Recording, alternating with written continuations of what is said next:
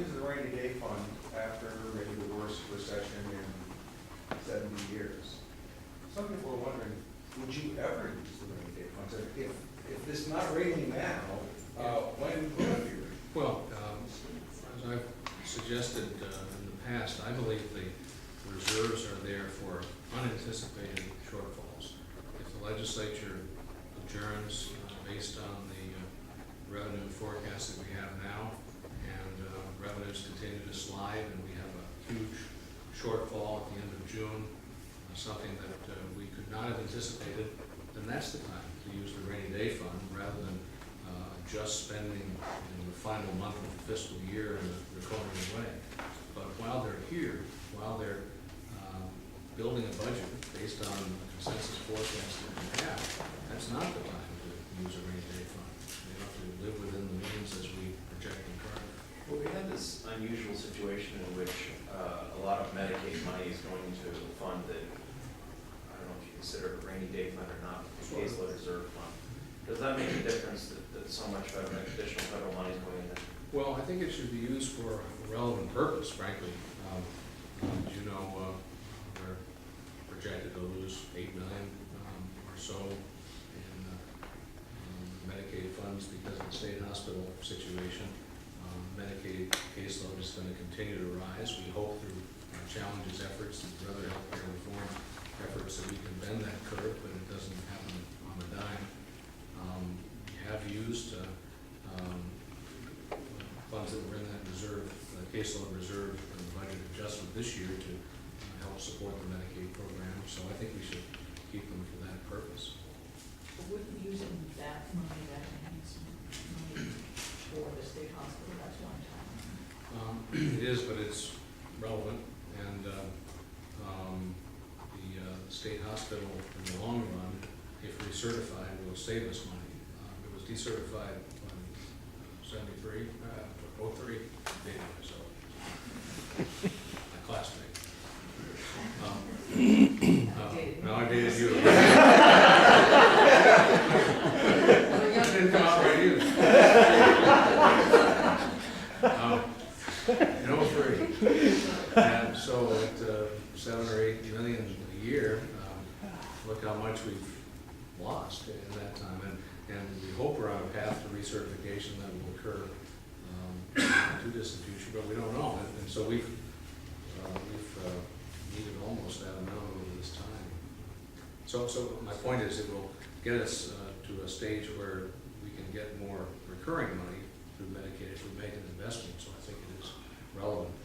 And that leads me to a related point. I'm disappointed that the capital budget doesn't have the $1.5 million for our secure residential facility as the first step in the replacement of the state hospital. That's our long-term goal, as you know, to have a set of facilities around the state that will better care for our most seriously mentally ill neighbors. And it's important, I think, that we have that capital appropriation to get that going.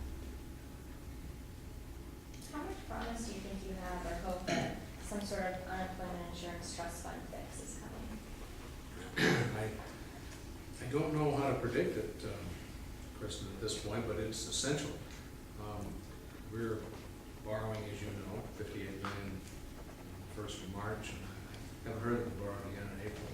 I don't think so, but over the coming year, we're going to be borrowing in the 9-figure range, and we accept that. We know we're going to be in the red for a while. The question is how deeply and how quickly can we get back to solvency, which will accomplish several things. First, limiting the need for interest payments at a fairly substantial rate on the borrowing, and secondly, restore the federal unemployment tax credit that is eliminated for Vermont employers while they're in negative territory.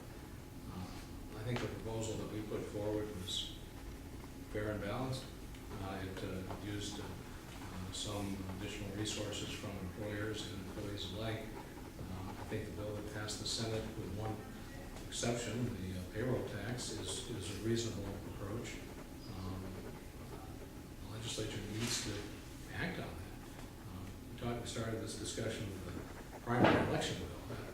Again, there's so many important things like the UI legislation that is fundamental to the fiscal integrity of the state, to the well-being of our employers, not acting as a tax increase, because the federal credit is gone during the period that we're borrowing. So things like that are really important and ought to be the principal focus of the legislature's final weeks.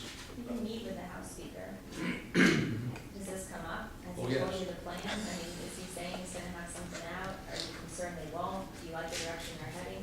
He said this morning that he expects some conclusion of the jobs bill this week, and that's encouraging, although it's quite late. This, after all, was going to be the jobs session, at least we heard that at the beginning of the year.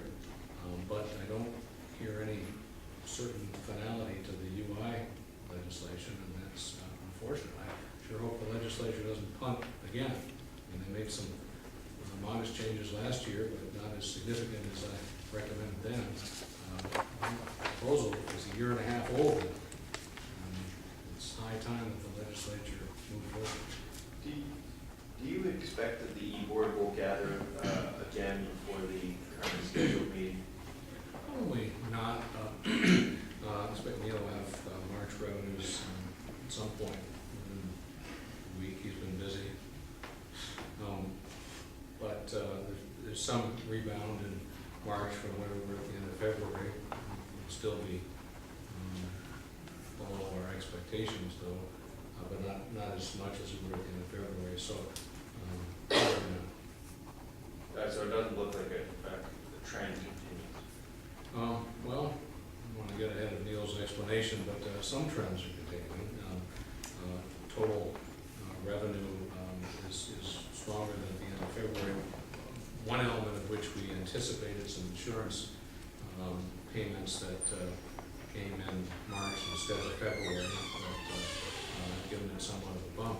But withholding taxes are still declining. And That's income. yes, income tax withholding. We never know how the year's going until after the April 15th filing season, and obviously it takes a little time after that because they just need to be postmarked then. It could surprise us either way, but the trend that I think is quite disturbing is that the withholding tax that's coming in from employers has been declining over the last few months. The reconciliations of tax returns on April 15th tell us about the last calendar year, but withholding tells us about what's going on now. And although our unemployment rate is fairly steady at 6.6%, the fact that less is being withheld is a troubling trend. Good to see everybody.